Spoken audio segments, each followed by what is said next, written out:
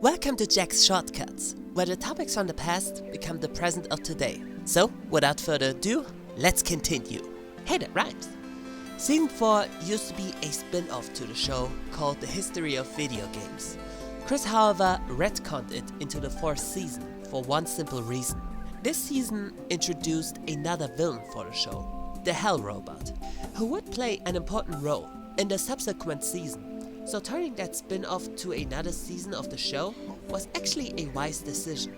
That said, it's safe to say that it can be considered the oddball compared to the other seasons. Season 5 is where the show has put less focus on the skits in favor of a proper storyline, where the Irate Gamer learns about the power of Inferno to defeat the big bad of the season, the Shadow Overlord, and the Evil Gamer as well as Hell had been demoted to henchman.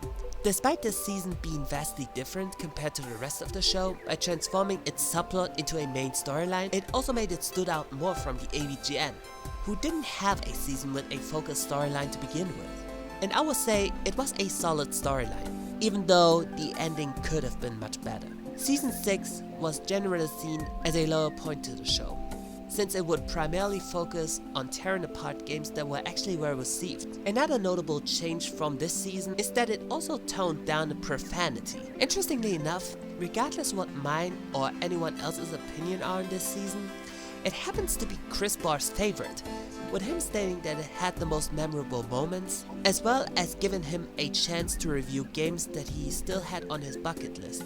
Season 7 is interesting for several reasons. It's the season that featured several cameos from favorite stars such as Ernie Hudson or Peter Weller, thanks to a website called cameo.com.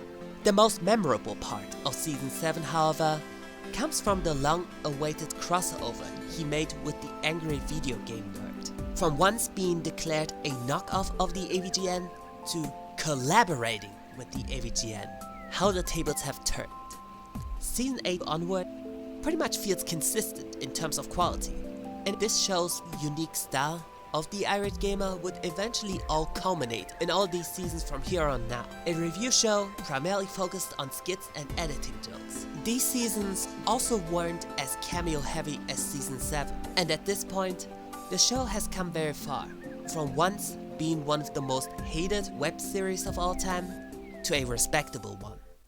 Do not be conformed to this world, but be transformed by the renewal of your mind, that by testing you may discern what is the will of God, what is good and acceptable and perfect.